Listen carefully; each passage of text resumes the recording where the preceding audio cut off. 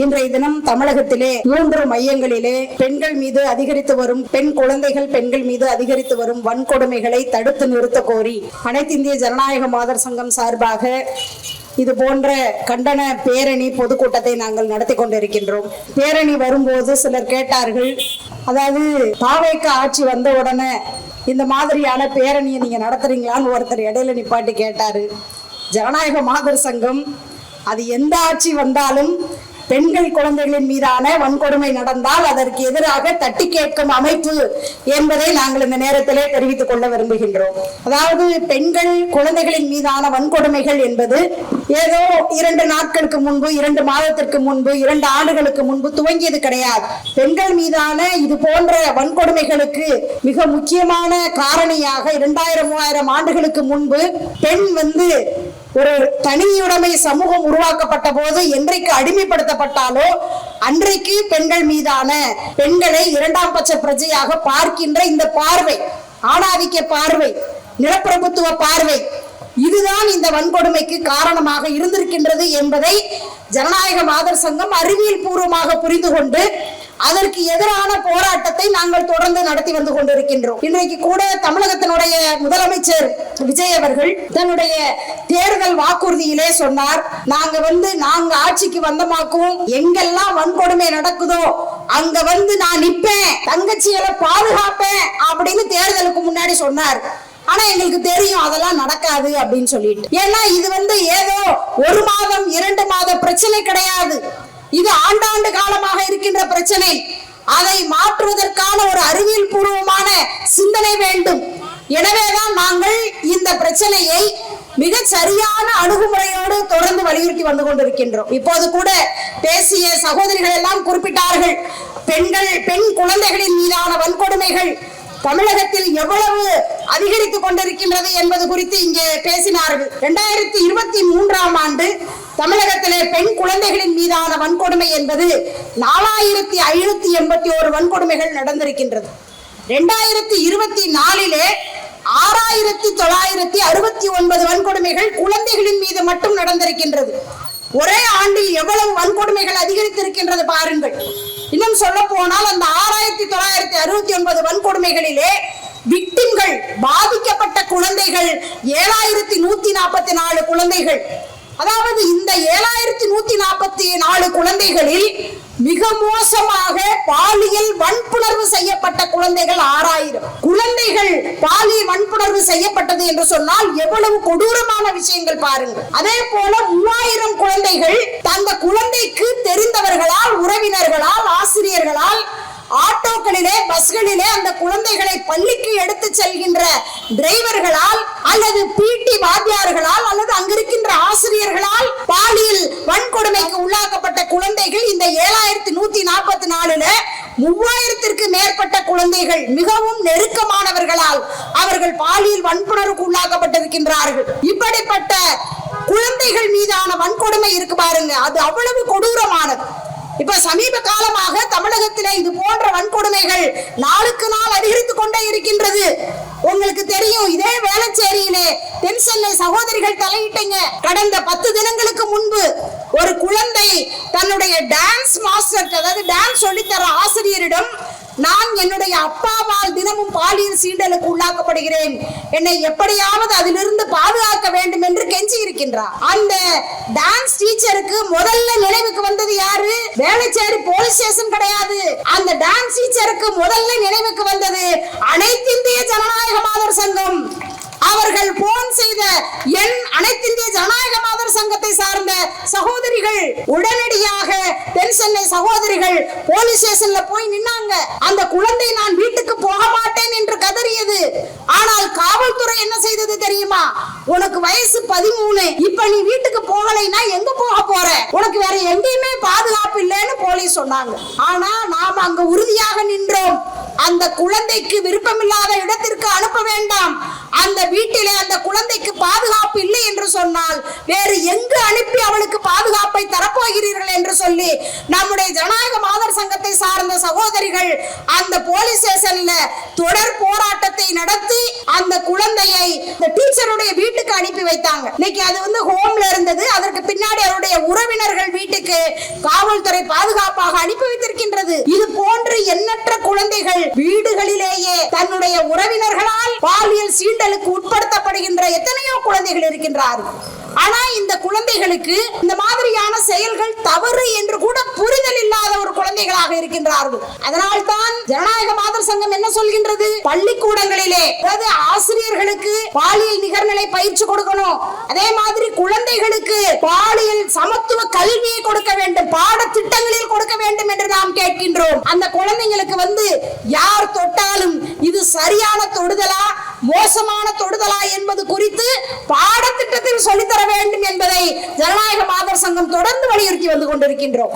இன்னும் சொல்ல போனால் அனைத்து இந்திய ஜனநாயக மாதர் சங்கம் காவலர்களுக்கு பெண்கள் காவல் நிலையத்திற்கு பெண்கள் மீதான வன்கொடுமை என்று வந்தால் எத்தகைய பாலின சமத்துவ பார்வையோடு நீங்கள் அந்த பிரச்சனையை அணுக வேண்டும் என்ற பயிற்சியை கொடுக்கின்ற ஆசிரியர்களாக ஜனநாயக மாதர் சங்க தலைவர்கள் இன்றைக்கும் நிகழ்ந்து கொண்டிருக்கின்றார்கள் என்பதை நாம் சொல்ல வேண்டியிருக்கின்றது. அப்படி பள்ளிக்கூடங்களிலே ஒரு பாலின சமத்துவ கல்வியை கொடுக்க வேண்டும் என்று சொல்லி நாம சொன்னோம் அப்படின்னு சொன்னா இன்னைக்கு மதுரை மேலூர் சட்டமன்ற உறுப்பினராக தேர்ந்தெடுக்கப்பட்டிருக்கின்ற அமைச்சர் உயர்கல்வித்துறை அமைச்சர் அவர் நம்முடைய தமிழக முதல்வர் திரு விஜய் அவர்களுடைய பிறந்த நாளை முன்னிட்டு ஒரு மோசமான ஒரு விஜய் பாட்டை போட்டு டான்ஸ் ஆடி இருக்காரு. யார் முன்னாடி? பள்ளி குழந்தைகள் முன்னாடி. அவ்வளவு ஒரு ஆபாசமான பாடல், அவ்வளவு ஒரு அருவருப்பான பாடல். இப்படி அமைச்சர்கள் இருந்தார்கள் என்று சொன்னால் பள்ளிக்கூடத்தில் எப்படி பாலின சமத்துவ கல்வியை கொடுப்பார்கள்? எப்படி ஒரு பாலின சமத்துவ பாடத்திட்டத்தை அவர்கள் கொண்டு வருவார்கள்? அனைத்து இந்திய ஜனநாயக மாதர் சங்கம்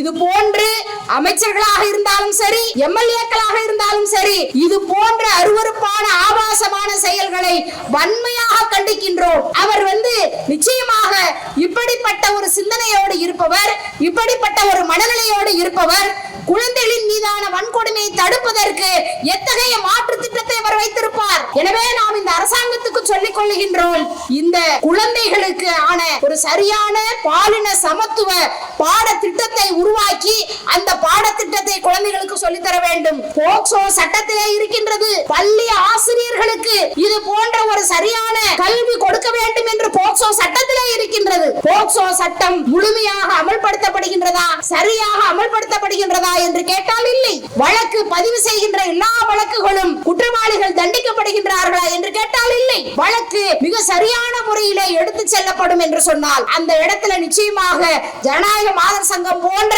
அமைப்புகளின் பிரதிநிதிகள் இருப்பார்கள், பெண்கள் அமைப்புகளுடைய தலைவர்கள் இருப்பார்கள். அப்படி அந்த வழக்கை சரியாக எடுத்து செல்கின்ற ஒரு ஏற்பாட்டை அரசாங்கம் செய்ய வேண்டும், காவல்துறை செய்ய வேண்டும் என்பதை இந்த நேரத்தில் நாங்கள் இந்த பொதுக்கூட்ட வாயிலாக இந்த அரசாங்கத்திற்கு சொல்லிக் கொள்ள விரும்புகிறோம். அதே போல எனக்கு முன்னால் பேசிய பத்மா சொன்னார்கள், திருவள்ளூர் மாவட்டத்திலே ஒரு தொழிற்சாலையிலே அமோனியம் வாயு கசிவாகி கிட்டத்தட்ட 60க்கும் மேற்பட்ட பெண்கள் கடுமையாக பாதிக்கப்பட்டு அரசு ஸ்டான்லி மருத்துவமனையிலும் ராஜாஜி மருத்துவமனையிலும் இன்றைக்கு ராஜீவ்காந்தி மருத்துவமனையிலும் இன்றைக்கு அனுமதிக்கப்பட்டிருக்கின்றார்கள்.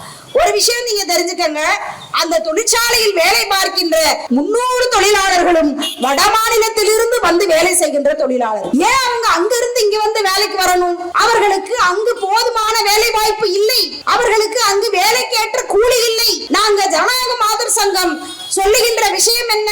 இன்றைக்கு புலம்பெயரும் தொழிலாளர்கள் அதிக அளவிலே இந்தியாவிலே இருக்கின்றார்கள். மோடி அரசாங்கத்தினுடைய மோசமான பொருளாதார கொள்கை 100 நாள் வேலை, அதாவது ஒரு ஆண்டிற்கு 100 நாளைக்கு ஒருத்தருக்கு வேலை கொடுக்கணும் அப்படின்னு சொல்லிட்டு ஒரு சட்டம், அது சட்டமாக இருக்கின்றது. ஆனா இப்ப இந்த மோடி அரசு கடந்த 12 ஆண்டு காலத்திலே அந்த சட்டத்தை முற்றிலுமாக நீர்த்து போக செய்து விட்டது. அதாவது இதுவரைக்கும் எல்லாமே மத்திய அரசாங்கம், ஒன்றிய அரசாங்கம் தான் நிதி ஒதுக்கீடு செஞ்சிச்சு. இப்ப பாத்தீங்கன்னு சொன்னா அதுல இனிமே 40% மாநில அரசு நிதி ஒதுக்கீடு செய்யணும்னு முடிவு பண்ணிட்டாங்க. ஏற்கனவே அதை ஒண்ணு இல்லாம ஆக்கியாச்சு. இப்படி இருந்த போதே ஒட்டுமொத்தமாக ஒன்றிய அரசு பொறுப்பேற்றதை நடத்தும் போதே புலம்பெயர்ந்த தொழிலாளர் எண்ணிக்கை அதிகமாயிட்டே போகுது. இன்னைக்கு அந்த தொழிற்சாலையிலே 300 தொழிலாளர்கள் வடமாநிலத்தை சார்ந்தவர்கள் இருக்கின்றார்கள். அந்த வாயு தாக்கப்பட்டு 60க்கும் மேற்பட்ட பெண் தொழிலாளர்கள் இதனால் பாதிக்கப்பட்டு மருத்துவமனையில் இருக்கின்றார்கள். நாங்கள் கேட்கின்றோம், இது போன்று புலம்பெயரும் குடும்பங்களால் பெண்களுக்கு பாதுகாப்பு இல்ல, அவர்களுக்கு போதுமான வருமானம் இல்ல, அவங்களுடைய குழந்தைகளுடைய கல்வி கடுமையாக பாதிக்கப்படுகின்றது. எனவே இந்த சட்டத்தை முழுமையாக நீர்த்து போக செய்கின்ற ஒன்றிய அரசை, மோடி அரசை நாங்கள் வன்மையாக கண்டிக்கின்றோம். முழுமையாக கிட்டத்தட்ட ஒரு ஆண்டிற்கு 4 லட்சம் கோடி தேவைப்படுகின்றது. ஆனால் கடந்த ஆண்டு வெறும் 1 லட்சம் கோடி கூட மோடி அரசு ஒதுக்கவில்லை. 4ல் 1 பங்கு கூட ஒதுக்கல. இதனால் புலம்பெயரும் தொழிலாளர் எண்ணிக்கை இந்தியாவிலே அதிகமாயிட்டே போகுது. ஆனா அவங்க அவங்களுடைய ஆட்சி ரொம்ப மிக பிரைட்டா, ரொம்ப வெளிச்சமா இருக்கிற ஆட்சின்னு இன்னைக்கு அவங்க பிரச்சாரம் பண்ணிட்டு இருக்காங்க. அவங்களதான் நம்பி இந்திய தேசத்து மக்கள் கடந்த 12 ஆண்டு காலமாக அவர்களை ஆட்சியிலே அமர்த்தி இருக்கின்றார். இது எவ்வளவு வெட்கக்கேடான விஷயம். எனவே இது போன்று புலம்பெயர்ந்த தொழிலாளர்களுடைய எண்ணிக்கை அதிகப்படாமல் அவரவர்கள் ஏரியாக்களிலே அவர்களுக்கு வேலையை தருகின்ற ஏற்பாட்டை மத்திய அரசு, ஒன்றிய அரசு செய்ய வேண்டும் என்பதை இந்த நேரத்தில் இந்த பொதுக்கூட்டத்தின் வாயிலாக நாங்கள் சொல்லிக் கொள்ள விரும்புகின்றோம். அதே போல அதாவது தமிழகத்திலே கடந்த 10 மாதங்களில் 15 சாதி ஆணவ படுகொலைகள் நடந்திருக்கின்றது. 10 மாசத்துல 15 சாதி ஆணவ படுகொலை. நம்முடைய புதிய அரசு, தாவேக அரசு பொறுப்பேற்று 40 நாட்களில் 4 சாதி ஆணவ படுகொலைகள் தமிழகத்திலே நடந்திருக்கின்றது. சாதி ஆணவ படுகொலை என்பது அதாவது இந்திய அரசியலமைப்பு சட்டம் ஒரு பெண்ணிற்கும், வயது நிறைந்த பெண்ணிற்கும், ஆணிற்கும் இருக்கின்ற உரிமை, தன்னுடைய வாழ்க்கை துணையை தேர்வு செய்கின்ற உரிமையை கொடுத்திருக்கின்றது அரசியலமைப்பு சட்டம். ஆனால் இந்த சாதி ஆதிக்க சக்திகள் சாதியினுடைய பெருமையை பாதுகாக்க வேண்டியவள் பெண். எனவே அப்படி ஒரு பெண் தன்னுடைய வாழ்க்கை துணையை அவளே தேர்ந்தெடுத்தால் அவருக்கு தண்டனையை இந்த சாதி ஆதிக்க சமூகம் கொடுக்கின்றது. அப்படி கடந்த 10 மாதங்களில் 12 உயிர்களை நாம் பலி கொடுத்திருக்கின்றோம். ஜனநாயக மாதர் சங்கம் தொடர்ந்து இந்த சாதி ஆணவ படுகொலைகளை தடுத்து நிறுத்த வேண்டும், அதற்கான சிறப்பு சட்டத்தை கொண்டு வர வேண்டும் என்ற போராட்டத்தை நாங்கள் தொடர்ந்து நடத்தி வருகிறோம். இப்போது கூட கடந்த திராவிட முன்னேற்ற கழக அரசாங்கத்திலே நம்முடைய முன்னாள் முதல்வர் மு.க. ஸ்டாலின் அவர்கள் இந்த சாதி ஆணவ படுகொலைகளை தடுப்பதற்கு சிறப்பு சட்டம் கொண்டு வருவதற்கான ஒரு ஆலோசனையை தருவதற்காக, ரெக்கமெண்டேஷனை தருவதற்காக ஓய்வு பெற்ற நீதிபதி கே.என். பாஷா அவர்களுடைய தலைமையிலே ஒரு கமிஷனை நியமித்திருந்தார். ஆனா அதுக்கப்புறம் பாத்தீங்கன்னா அடுத்து நடந்த தேர்தலில் திராவிட முன்னேற்ற கழக அரசு வரல. இப்ப தாவேக அரசு வந்திருக்கின்றது. எனவே நாங்கள் ஜனநாயக மாதர் சங்கம் சார்பாக இந்த புதிதாக பொறுப்பேற்றிருக்கின்ற தாவேக அரசாங்கத்திற்கு, நம்முடைய முதல்வர் விஜய் அவர்களுக்கு நாங்கள் சொல்லிக்கொள்ள விரும்புவது, உடனடியாக கே.என். பாஷா ஆணையத்தினுடைய அத்தனை ஆலோசனைகளையும் வாங்கி ஒரு புதிய சட்டத்தை கொண்டு வந்து தினம் தினம் படுகொலை செய்யப்பட்டுக் கொண்டிருக்கின்ற, சாதியின் பெயரால் படுகொலை செய்யப்பட்டுக் கொண்டிருக்கின்ற, தன்னுடைய அரசியலமைப்பு சட்டம் கொடுத்திருக்கின்ற உரிமைகளை பறிகொடுத்துக் கொண்டிருக்கின்ற ஏராளமான இளைஞர்களையும் யுவதிகளையும் இந்த தாவேக அரசு பாதுகாக்க வேண்டும் என்பதை இந்த நேரத்தில் நான் தெரிவித்துக் கொள்கின்றேன். அதே போல இப்ப இன்றைக்கு சட்டமன்றம் நிறைவடைந்தது. முதலமைச்சர் விஜய் அவர்கள் அவர்களுடைய பேச்சை உண்மையிலேயே நம்ம ஜனநாயக மாதர் சங்கம் ரொம்ப ஆவலோட எதிர்பார்த்தோம். ஏன்னா தினம் தினம் பெண்கள் குழந்தைகளின் மீதான வன்கொடுமை அநேகமா 40 நாள்ல 40 மாவட்டமும் பிரச்சனையை சந்திக்காம இல்லவே இல்ல. இங்க வந்திருக்கிறமே 10 மாவட்டம், இந்த 40 நாள்ல எத்தனை வழக்கு நீங்க தலையிட்டீங்கன்னு சொன்னா 4, 5ன்னு சொல்லுவீங்க. ஒரு மாவட்டம் 5 வழக்கு 6 வழக்குல நம்ம தலையிட்டு இருக்கோம். இன்னும் சொல்ல போனா அவ்வளவு கதறல் சத்தம். ஸ்ரீவைகுண்டத்துல அதாவது கடந்த தேர்தல் பிரச்சாரத்தின் போது முதலமைச்சர் விஜய் அவர்கள் எவ்வளவு வேகமா பிரச்சாரம் பண்ணாரு. அதாவது தமிழகத்தில் எந்த மூலை முடுக்குல என்னுடைய தங்கை பாதிக்கப்பட்டாலும், ஒரு பெண் பாதிக்கப்பட்டாலும் அங்க நிற்ப விஜய் அப்படின்னு சொன்னார்.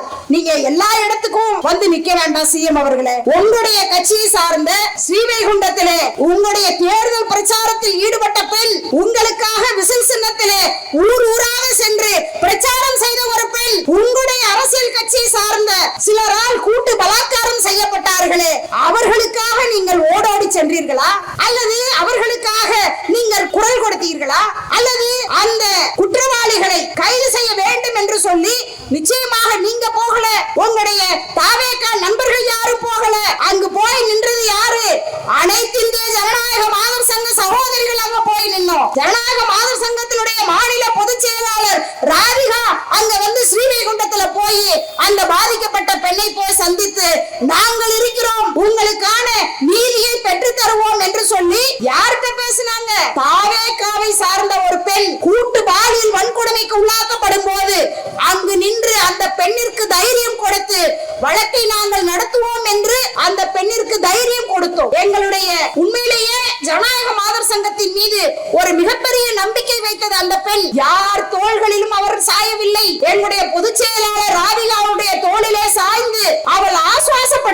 கொண்டாள் தன்னை. நிச்சயமாக ஜனநாயக மாதர் சங்கம் எனக்கு உறுதுணையா இருக்கும் என்ற நம்பிக்கையை அந்த பெண் நம்பினார். அந்த அடிப்படையில் நீங்க தேர்தலுக்கு முன்னாடி எவ்வளவு வசனம் பேசுனீங்க. யார் யாருக்கோ போக வேண்டாம், உங்களுடைய தாவேகாவினுடைய ஒரு உறுப்பினருக்காக போக வேண்டாமா? கூட்டு பலாத்காரம் செய்யப்பட்ட ஒரு பெண்ணாச்சே. இன்னும் சொல்ல போனா அந்த பெண்ணை கூட்டு பலாத்காரம் செய்தது யாரு? தாவேகாவை சார்ந்த நிர்வாகிகள். அது மட்டுமல்ல, அந்த குற்றவாளிகளை பாதுகாத்தது யார்? ஸ்ரீவைகுண்டத்தை சார்ந்த எம்எல்ஏ சரவணன். இன்றைக்கு நீங்கள் உங்களுடைய கட்சியினுடைய எம்எல்ஏ ஒரு கூட்டு பலாத்காரம் செய்த குற்றவாளிகளை பாதுகாக்கிறார் என்று சொன்னால் அந்த எம்எல்ஏவை நீங்க உங்களுடைய கட்சியை விட்டு நீக்கி இருக்க வேணாமா? ஜனநாயக மாதர் சங்கம் சொன்னோம், அவரை உங்களுடைய கட்சியை விட்டு நீக்குங்கள் என்று சொல்லி. ஆனா தாவேகா என்ன பண்ணுச்சு? அவரை நீக்கல, பாதிக்கப்பட்ட பெண்ணை கட்சியை விட்டு நீக்கிடுச்சு, தாவேகாவை விட்டு நீக்கிடுச்சு. இதுதான் தாவேகா இந்த பெண்களை பாதுகாக்கின்ற லட்சணமா? இதுதான் பெண்கள், அது உங்களுடைய பெண்களை நீங்கள் பாதுகாக்க முடியவில்லை என்று சொன்னால் தமிழக பெண்களை நீங்கள் பாதுகாப்பீர்கள் என்ற நம்பிக்கை எங்களுக்கு எப்படி வரும்? இன்றைக்கும் கூட தமிழக சட்டமன்றத்தில் என்ன நடந்திருக்குது? எதிர்கட்சியை பார்த்து கேள்வி கேட்பது, நக்கல் அடிப்பது, குட்டி கதை சொல்லுவது நாங்கள் எதிர்பார்த்தோம். பெண்களை பாதுகாப்பதற்கு விஜய் வாயிலிருந்து ஏதாவது வருமானு எதிர்பார்த்தோம். ஆனா எதுவுமே வரல. இன்னைக்கு கூட என்ன சொல்லி இருக்கிறாரு? அதாவது தாய் மாமன் சீர், அதாவது பிறந்த குழந்தைக்கு 1 கிராம் மோதிரம் ஏதோ நேத்துல இருந்து அது கொடுக்க போறதுக்கு ஒரு உறுதியை இன்னைக்கு அரசு ஜீவோவா போட்டிருக்கிறதாக சாயந்தர செய்திங்க வரும்போது பார்த்துட்டு வந்தேன். அதாவது எதோ நாங்க எதிர்பார்த்தோம். தினம் தினம் குழந்தைகளின் மீதான வன்கொடுமை, தினம் தினம் பெண்கள் மீதான வன்கொடுமை, அதை தடுப்பதற்கு நீங்க சிங்கப்பெண் படையெல்லாம் கொண்டு வந்தீங்க. நாங்க அதை பாராட்டுறோம். இப்ப கூட ஒரு பத்திரிகையாளர் கேட்டாங்க, என்ன கேட்டாங்க? சிங்கப்பெண் படையில இருக்கவங்களே நீங்க துப்பட்டம் போட்டுட்டு வெளியே போங்கன்னு சொல்றாங்களா? துப்பட்டம் போட்டு வெளியே போனா ரொம்ப பாதுகாப்பா? 3 வயது குழந்தையை மிக மோசமாக பாலியல் வன்கொடுமை செய்து பிறப்புறுப்பு கிழிந்து தூக்கி எறிந்தார்களே, அந்த குழந்தைக்கு என்ன உடை உடுத்தி இருந்தது? என்ன உடை உடுத்தி இருந்தது? நீங்க துப்பட்டம் போட்டு போனா நாங்களா பாதுகாப்பா போறோம் நினைச்சிட்டு இருக்கீங்களா? உடைக்கும் பெண்கள் மீதான வன்கொடுமைக்கும் எந்த சம்பந்தமும் கிடையாது. உடைக்கும் பெண்கள் மீதான வன்கொடுமைக்கும் எந்த சம்பந்தமும் கிடையாது. இது போன்று பாலியல் வன்கொடுமைகள் நடக்கின்ற போது தமிழகத்திலே, அதாவது பொதுவாகவே இந்திய தேசத்திலே ஆணாதிக்க சிந்தனை, நிலப்பிரபுத்துவ சிந்தனை, அதோடு சேர்த்து இன்னும் அதிகரித்துக் கொண்டிருக்கின்ற போதை கலாச்சாரம். பள்ளிக்கூடத்துக்கு பக்கத்துல கிடைக்குது போதை பொருள், பள்ளி குழந்தைகளுக்கு கிடைக்கின்றது போதை பொருள். இதை தடுப்பதற்கு நான் நடவடிக்கை எடுப்பேன் என்று சொல்லி தமிழகத்தினுடைய முதல்வர் திரு விஜய் அவர்கள் சொல்லி இருந்தா நாங்க உண்மையிலே அவரை பாராட்டுவோம், அவருக்கு எங்களுடைய வாழ்த்துக்களை நாங்க தெரிவிப்போம். ஆனா அது சொல்லலையே. இந்த தாய்மாமன் சீரை நேத்துல இருந்து அறிவிச்சிருக்கிறாங்க. நாங்க என்ன சொல்றோம் அப்படின்னா, இது போன்று தாய்மாமன் சீரு, பண்பாடு, தமிழ் பண்பாடு, இதெல்லாம் எதை குறிக்குது தெரியுமா? பெண்கள் மீதான வரதட்சணை கொடுமையின் அடையாளம். எத்தனை நிகழ்ச்சிகள் புதுசா கண்டுபிடிக்கிறாங்க, இது எங்க பண்பாடுன்னு சொல்லிட்டு. தாவணி போடுறதுக்கு ஒரு நிகழ்ச்சி, வயசுக்கு வந்ததுக்கு ஒரு சடங்கு வைக்கிறதுக்கு ஒரு நிகழ்ச்சி. இதெல்லாம் பிறந்த வீட்டுல இருந்து சீர்வரிசை வாங்கிட்டு வர்றதுக்கு இந்த சமூகம் கண்டுபிடிக்கின்ற ஒரு ஏற்பாடு. தாவணி போடுற ஒரு புது நிகழ்ச்சியை கண்டுபிடிச்சிருக்கு, அது தமிழ் பண்பாடுன்னு சொல்லிக்கிறாங்க. அது அம்மா வீட்டுல இருந்து அதுக்கு ஒரு ட்ரெஸ் எடுத்துட்டு வரணும், மோதிரம் எடுத்துட்டு வரணும், தங்க செயின் எடுத்துட்டு வரணும். இதெல்லாம் அம்மா வீட்டுல இருந்து புடுங்கிறதுக்கான ஏற்பாடு. இப்படிதான் தாய்மாமன் சீரையும் இன்னைக்கு முதலமைச்சர் அறிவிச்சிருக்கிறாரு. அந்த தாய்மாமன் எல்லா குழந்தைகளுக்கு 1 கிராம் மோதிரம் போட்டா நம்ம வீட்டுல இருக்க தாய்மாமன் தான் என்ன சும்மாவா இருக்க முடியும்?